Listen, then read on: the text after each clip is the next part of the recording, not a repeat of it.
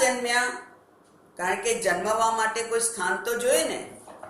તો ભગવાને પસંદ કર્યું છે રવિ કુળ. રવિ એટલે સૂર્ય.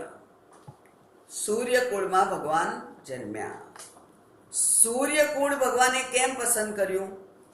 કારણ કે સૂર્ય એ પ્રકાશ રૂપ છે, શ્રેષ્ઠ પ્રકાશ રૂપ છે. પૃથ્વી ઉપર બ્રહ્માંડમાં જે પ્રકાશમાન પદાર્થો છે એમાં સૌથી વધારે પ્રકાશમાન છે સૂર્ય. અને આ અત્યંત પ્રકાશવાન સૂર્ય પાછો કેવો છે? એ સ્વપ્રકાશ છે. સૂર્ય સિવાયના બધા જ પદાર્થો પરપ્રકાશ છે. આપણને આપણા આંખ સામે જે કંઈ પદાર્થોના દર્શન થાય છે એ કાં તો સૂર્યના પ્રકાશથી થાય છે અથવા સૂર્યના પ્રતિબિંબિત પ્રકાશ જે ચંદ્રનો પ્રકાશ છે એ ચંદ્રના પ્રકાશથી આપણને પદાર્થોના દર્શન થાય છે.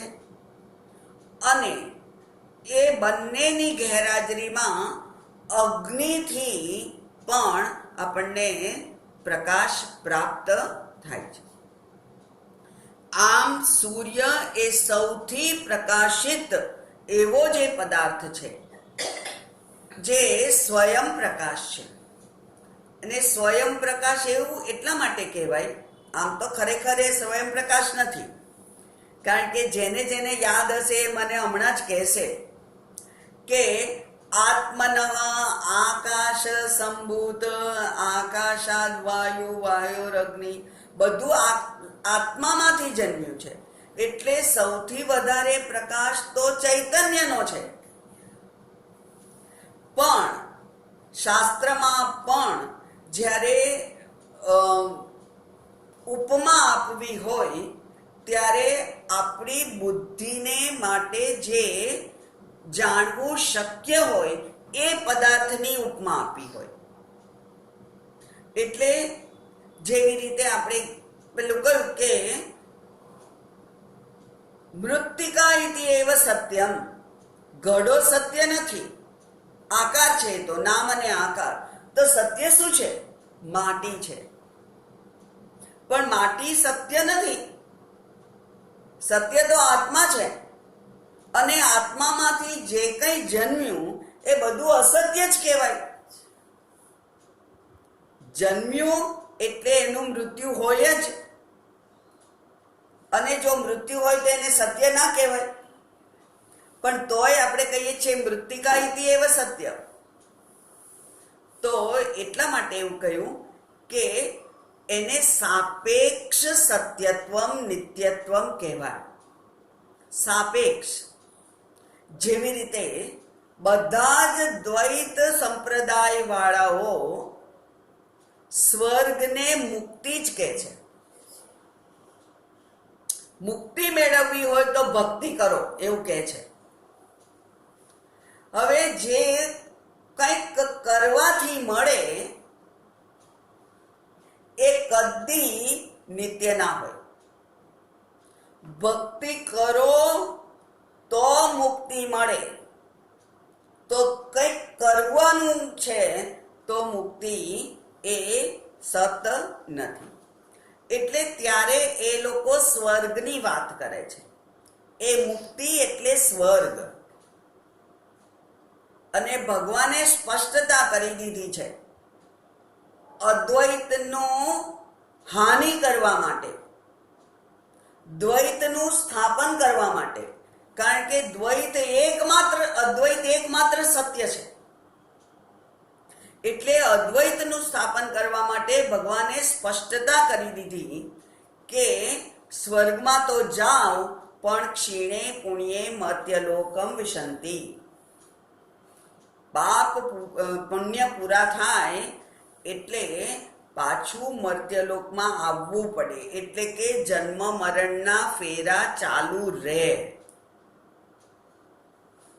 એ સ્વર્ગની મુક્તિ કહી, કારણ કે ત્યાં કેટલાક હજારો વર્ષ રહેવા મળે. આ પૃથ્વી ઉપર આપણને 50, 60, 70, 80, 100 વર્ષ રહેવા મળે. જ્યારે સ્વર્ગમાં જો જઈએ તો 5, 15, 25, 50,000 વર્ષ રહેવા મળે. એટલે એને મુક્તિ કહી છે, પણ ખરેખર એ મુક્તિ નથી. એ જ પ્રમાણે અહીંયા પણ સૂર્યનો પ્રકાશ સ્વયં પ્રકાશ છે એવું જ્યારે આપણે કહીએ છીએ ત્યારે એ રિલેટિવલી હાઈએસ્ટ એવું કહેવું પડે. શ્રેષ્ઠ પ્રકાશ, પણ કેવો? સાપેક્ષ રીતે શ્રેષ્ઠ. એવું રીતે એમાં રવિકુલે એમણે જન્મ લીધો. અહીંયા બહુ સુંદર એક સમજૂતી કોઈ વિદ્વાને આપી છે. જ્યારે સૂર્યના પ્રકાશથી આપણને બધું દેખાય છે એમ કહીએ છીએ, ત્યારે સૂર્યના ગેરહાજરીમાં ચંદ્રના પ્રકાશથી પણ આપણને બધું દેખાય છે. પણ ચંદ્રમાં તો પૂર્ણિમા છે અને અમાવસ્યા છે, તો અમાવસ્યામાં ચંદ્રિકા નથી હોતી. અમાવસ્યાને દિવસે તો લાઈટ નથી હોતું. એવું કેમ? તો ત્યાં બહુ સુંદર સમજૂતી છે. જ્યારે ચંદ્ર સૂર્ય અભિમુખ હોય ત્યારે પૂર્ણિમા હોય છે. સૂર્યના બિલકુલ સામે આવેલો હોય ત્યારે પૂર્ણિમા હોય છે. પણ જ્યારે પૂર્ણિમા હોય છે ત્યારે આ પૃથ્વી ઉપર અમાવસ્યા હોય છે. કેમ? કારણ કે ત્યારે ચંદ્ર સૂર્યને અભિમુખ હોવાથી પૃથ્વીના પદાર્થો તરફ નજર સુદ્ધા કરતો નથી. એ જ પ્રમાણે જીવ જ્યારે પરમાત્માને અભિમુખ હોય ત્યારે જ્ઞાન છે. પણ એ જ્ઞાન ક્યારે થાય? એ જ્ઞાન ક્યારે થાય? જ્યારે પૃથ્વીના પદાર્થો માટે એની દ્રષ્ટિ અંધ થઈ ગઈ હોય, બંધ થઈ ગઈ હોય, ત્યારે એ જ્ઞાન એને દેખાય. પોતાને જ્ઞાનનો પ્રકાશ ક્યારે દેખાય? જીવને જ્ઞાનનો પ્રકાશ ક્યારે દેખાય? જ્યારે એની દ્રષ્ટિમાં આ પૃથ્વીના પદાર્થો જોવાય જ નહીં, દેખાય જ નહીં. કેમ ના દેખાય? કારણ કે અત્યારે એ પરમાત્માને અભિમુખ થયેલો છે. જીવ જ્યારે પરમાત્માને અભિમુખ થયેલો હોય ત્યારે પૃથ્વીના પદાર્થો જે છે એના તરફ એની દ્રષ્ટિ જતી નથી. અને એને જ જ્ઞાન કહે છે, એને જ પ્રકાશ કહે છે. એ પ્રમાણે આ ચંદ્રના ઉદાહરણથી જીવે પણ સમજવાનું છે કે અમાવસ્યા થાય એનો અર્થ કે ચંદ્ર સૂર્યને 100% અભિમુખ છે અને પૃથ્વીના પદાર્થો માટે એ અંધ છે. એ જ પ્રમાણે જીવ પણ જ્યારે પરમાત્માને અભિમુખ હોય ત્યારે આ પૃથ્વીના પદાર્થો માટે એ અંધ હોય. પૃથ્વીના પદાર્થો એને આકર્ષી શકે નહીં. એટલે આ પ્રમાણે ભગવાને દેવતાઓની પ્રાર્થનાથી રવિકુળમાં, સૂર્યકુળમાં જન્મ લીધો. સૂર્યકુળ આપણને આમ તો બધાને ખબર છે કે ઈક્ષ્વાકુ અને ત્યાર પછી ઘણા બધા થઈ ગયા, માંધાતા વગેરે કેટલા બધા. અને એ કુળમાં જે જન્મ્યો એ એ એમના પૂર્વજો પણ એટલા તેજસ્વી હતા. રઘુકુળ રીત સદા ચલી આઈ, પ્રાણ જાય પર વચન ન જાય. તો એ રઘુકુળમાં જન્મેલા છે એટલે રઘુકુળના જે શાસકો હતા એમની કીર્તિ એ અત્યંત પ્રજ્વલિત હતી. એટલા માટે એમણે રવિ કુળમાં જન્મ લીધો. અને એ કેવા છે? એ કે છે માયા મનુષ્ય. હવે આ તો શબ્દ ગૂંચવાડો ઊભો કરેલો છે, કારણ કે માયા શબ્દનો અર્થ આપણા બુદ્ધિમાં હંમેશા નકારાત્મક રૂપે જ છે, પણ એવું નથી. માયા એટલે શું? એ કે છે માયાનો અર્થ થાય દંભે કૃપાયામ ચ. માયા એટલે દંભ એક અર્થ થાય. દંભ કેમ થાય? કારણ કે જે નથી તે બતાવે એને દંભ જ કહેવાય ને. આપણે પૈસાદાર ના હોઈએ પણ પૈસાદાર જેવું વર્તન કરીએ એટલે દંભ કહેવાય ને. તો માયાનો એક અર્થ થાય દંભી અને બીજો અર્થ એનો છે કૃપાયાંચ. કૃપા માટે પણ માયા શબ્દ વપરાય. કૃપા બે વિરુદ્ધ શબ્દો છે. દંભ એ નકારાત્મક ભાવ છે અને કૃપા એ હકારાત્મક ભાવ છે. માયાના બંને અર્થ થાય છે. એટલે માયા કૃપાયાંચ ચ અને દંભ અને બીજો અર્થ એનો થાય કૃપા. તો માયા મનુષ્ય એટલે કૃપા મનુષ્ય. કેમ કૃપા? આ ધર્મીઓ ઉપર કૃપા કરી અને એમણે અવતાર લેવાનું સ્વીકાર્યું. એટલા માટે કૃપા મનુષ્ય છે. કૃપાથી ભરપૂર એવો એ જે મનુષ્ય છે, અવતાર છે, એ કૃપાયાંચ કૃપા મનુષ્ય. અને કૃપા મનુષ્ય કેવા હોય? એ કે છે અવ્યય. આપણો તો વ્યય થઈ જાય છે ને. આપણે તો ષડ વિકારવાન છીએ.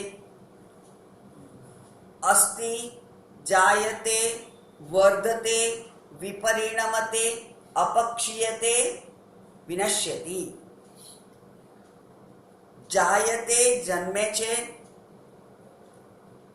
પછી વર્ધતે વધે છે, પછી અપક્ષીયતે વાળ દોડા થાય છે, ચશ્મા આવે છે, અપક્ષીયતે, પછી વિનશ્યતિ એનો નાશ થાય છે. વૃદ્ધાવસ્થા આવે, નાશ થાય. 6 વિકાર છે. આ 6 વિકાર વગરનો જે છે એને અવ્યય કહેવાય. આપણા આ શરીરનો વ્યય રોજ રોજ થાય છે. શક્તિનો વ્યય રોજ રોજ થાય છે. પણ પરમાત્માના જે શરીર છે, માયા શરીર, કૃપા શરીર, એનો વ્યય થતો નથી. એટલે કેવા છે? અવ્યય.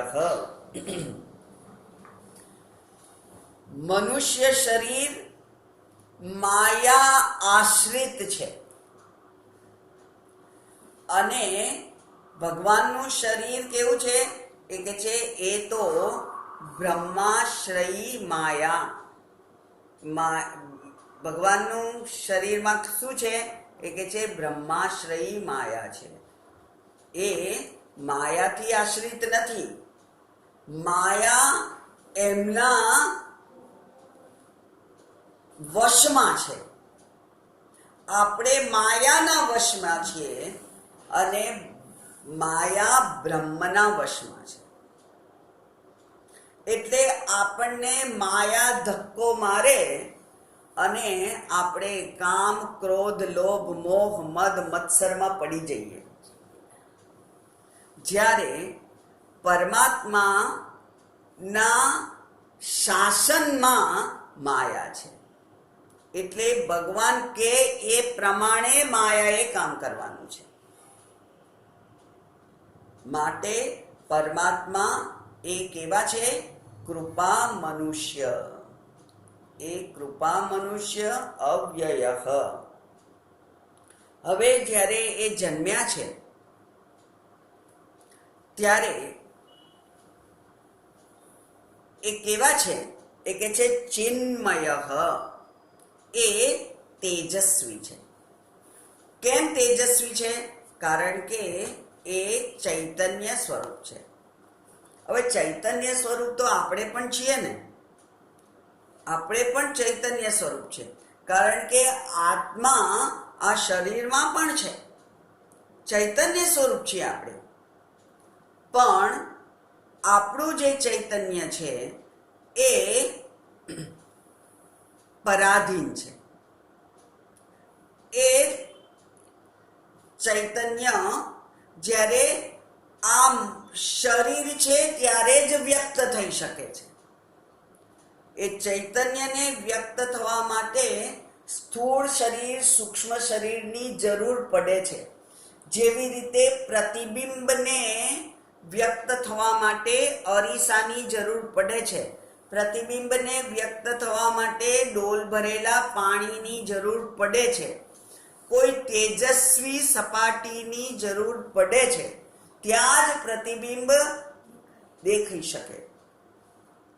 જ્યારે આ જે ચૈતન્ય છે, પરમાત્મા છે, એ તો એ પરાધીન નથી. એમને વ્યક્ત થવા માટે કોઈ આકારની જરૂર નથી. એનો તો પ્રતિક્ષણ આપણને અનુભવ થાય છે. એટલે એ ચિન્મયઃ. એ અધર્મના નાશ માટે એમણે અવતાર લીધો. તો એમની પાસે કોઈ હથિયાર તો હોય ને. જેવી રીતે વિષ્ણુ ભગવાન શંખ, ચક્ર, ગદા, પદ્મ અને પેલા માતાજી બધા પાસે ત્રિશૂળ હોય, કંઈક ગદા હોય, કોઈક ને કોઈક સાધન હોય, આયુધ હોય.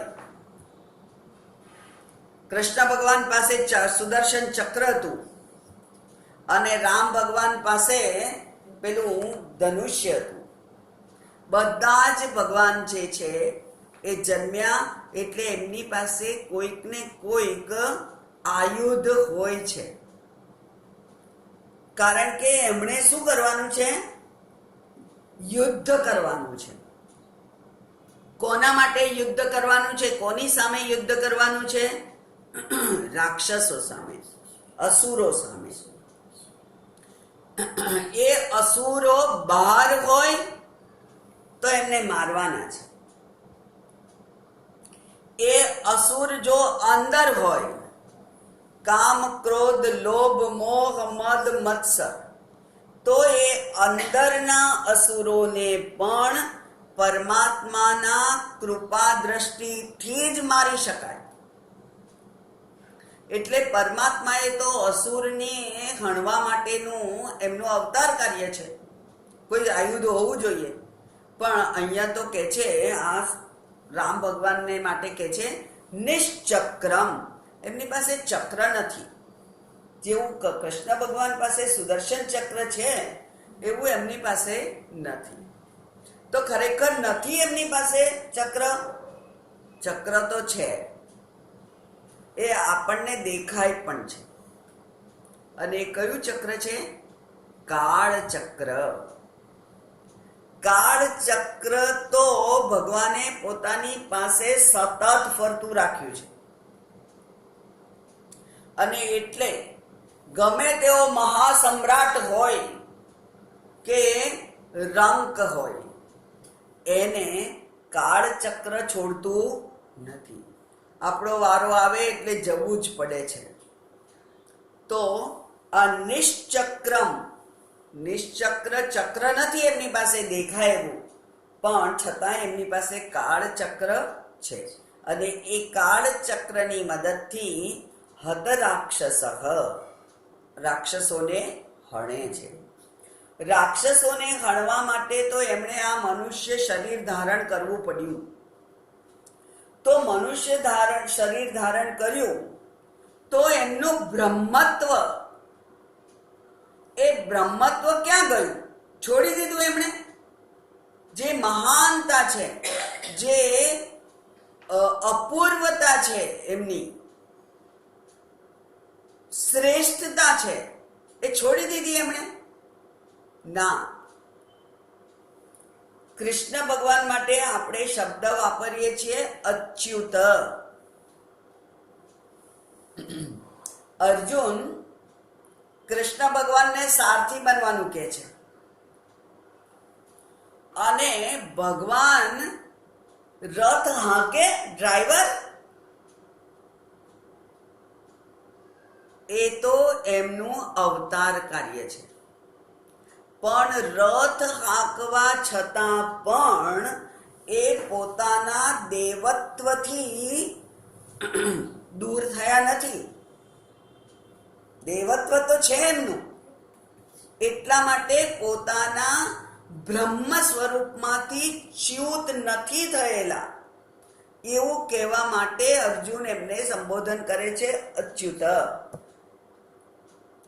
એ જ પ્રમાણે અહીંયા કહે છે કે માયા મનુષ્ય અવ્યય હતરાક્ષસ નિશ્ચક્રમ સંજાત, જન્મ્યા પણ કેવા? એ કે છે બ્રહ્મત્વમ આદ્યમ સ્થિરામ અગાત. એમણે આદ્ય એટલે એમનું ઓરિજિનલ, પહેલું બ્રહ્મત્વ, અને બ્રહ્મત્વ કેવું છે? સ્થિરામ, સ્થિર છે. એ તો અસ્થિર છે જ નહીં, એ તો અસ્થિર છે જ નહીં. એકલા ભગવાનનું જ બ્રહ્મત્વ અસ્થિર નથી, આપણું છે? ના, આપણું પણ બ્રહ્મત્વ અસ્થિર નથી. આપણે પણ શરીર બદલીએ પણ જે ચૈતન્ય છે એ તો રહ્યા જ કરે છે, સતત છે. ચૈતન્ય સતત છે જ, ગમે તે શરીર હોય, શરીર બદલાય પણ ચૈતન્ય બ્રહ્મત્વ બદલાતું નથી, અસ્થિર થતું નથી. નથી ભગવાનનું અને નથી આપણું જીવનું. કારણ કે કોઈ પણ જીવ ચૈતન્ય વગરનો હોતો નથી. એટલે બ્રહ્મત્વ કેવું છે?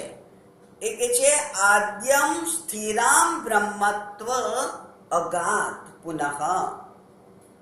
એને રાખીને પોતાના અવિચલ આદ્ય બ્રહ્મ સ્વરૂપને પોતે સ્થિર રાખ્યું છે. અને એ સ્થિર રાખી અને જગતમાં શું કર્યું એમણે? કીર્તિમ અગાધ, કીર્તિને પામ્યા, કીર્તિ સુધી પહોંચ્યા. કીર્તિમ, કેવી કીર્તિ છે? પાપ હરામ કીર્તિમ જગતામ અગાધ. જે પાપ હરનારી છે એમની કીર્તિ છે. કીર્તિ એટલે કીર્તન પણ કહેવાય. આપણે જેમના કીર્તિનું કીર્તન કરીએ છીએ, આપણે ભગવાનના ગુણોનું જ કીર્તન કરીએ છીએ ને, ભગવાનના સદગુણોનું, ભગવાનના સત્કાર્યનું, ભગવાનના સદભાવનું, એનું જ આપણે કીર્તન કરીએ છીએ. અને એ કીર્તન શું કરવા વાળું છે? પાપ હરામ, પાપ હરનાર છે. એ પાપ હરનાર કીર્તિ આપની ક્યાં છે? જગતામ, જગતમાં આપની કીર્તિ પાપ હરનાર રૂપે છે. આપના નામથી અથવા આપના નામનું કીર્તન કરવાથી પાપનું હરણ થાય છે, એવું વિધાય એ પ્રમાણેનું વિધાન છે, એ પ્રમાણેની શાસ્ત્ર વાત કરે છે. એવા જાનકીશને હું ભજું છું. હવે અન્વય પ્રમાણે ફરીથી આપણે એ અર્થ જોઈ લઈએ. તમ જાનકીશમ ભજે અહમ, એ જાનકીશને હું ભજું છું. એ જાનકીશ કેવા છે? જેમણે પૃથ્વી ઉપરના અધર્મને કારણે, અધર્મની વૃદ્ધિને કારણે થયેલા ભારનું નિવારણ કરવા માટે દેવોની સારી રીતે કરેલી પ્રાર્થના ને કારણે પૃથ્વી ઉપર રવિકુલે સૂર્યવંશમાં ચિન્મય એવું રૂપ ધારણ કર્યું. એટલે જ્ઞાનમય પ્રકાશમય એવું રૂપ ધારણ કર્યું કે જે માયા મનુષ્યો, એટલે માયાને કૃપા, માયા એટલે કૃપા, કૃપા સ્વરૂપ એવા મનુષ્ય કે જેનું શરીર અવ્યય છે, એટલે કે અવતારીનું મૃત્યુ નથી. અવતારી એ અવતાર લે છે અને પછી લીલાને સમેટી લે છે. એ લીલાને સમેટી લે છે, એમનું મૃત્યુ થતું નથી. પણ મનુષ્ય શરીર હોવાને કારણે એ જે અનુભવોમાંથી પસાર થાય છે એને આપણે આપણા અનુભવોની જેવા જ નામ આપીએ છીએ. એટલે કૃષ્ણ જન્મનો આપણે ઉત્સવ કરીએ છીએ અને પેલા પારધીના તીરથી કૃષ્ણ ભગવાન મૃત્યુ પામ્યા એમ કહીએ છીએ. પણ ખરેખર ભગવાન મૃત્યુ પામતા નથી. ભગવાન તો મૃત્યુના પણ સ્વામી છે, એમને મૃત્યુ કઈ ના કરી શકે. એટલે અવતાર કાર્ય પૂરું થવાથી એ પોતાની લીલા સમેટી લે છે. એમ અવ્યય રાક્ષસોને ચક્ર વગર પણ જેણે હણ્યા છે અને એટલે એમની આ જગત ઉપર કીર્તિ થઈ છે. એ કીર્તિનું કીર્તન કરનારને માટે પાપ હર છે, પાપને હરી લેનાર છે, એવી એમની કીર્તિ છે. પણ આ બધું કરવા છતાં એમણે એમના બ્રહ્મત્વને સ્થિર રાખેલું છે. એ પોતાના બ્રહ્મત્વને, પોતાની નિત્ય શુદ્ધ બુદ્ધ મુક્ત અવસ્થાને એમણે કોઈ રીતે હોડમાં મૂકી નથી. એવા જાનકીશને હું નમસ્કાર કરું છું.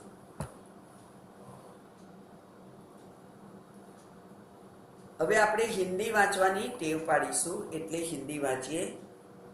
जिन चिन्मय अविनाशी प्रभु ने पृथ्वी का भार उतारने के लिए देवताओं की प्रार्थना से पृथ्वी तल पर सूर्य वंश में माया मानव रूप से, मायानी साथे लखी देवानु कृपा मानव रूप से अवतार लिया और जो राक्षसों के समूह को मारकर तथा संसार में अपनी पाप विनाशिनी अविचल कीर्ति स्थापित कर पुनः अपने आद्य ब्रह्म स्वरूप में लीन हो गए. लीला संवरण के छे ने लीला समेटी ले, એ લીલા સંવરણ થઈ ગયું ત્યારે પોતે પોતાના બ્રહ્મ સ્વરૂપમાં જ લીન થઈ ગયા એવા जानकीनाथનું का मैं भजन करता हूँ।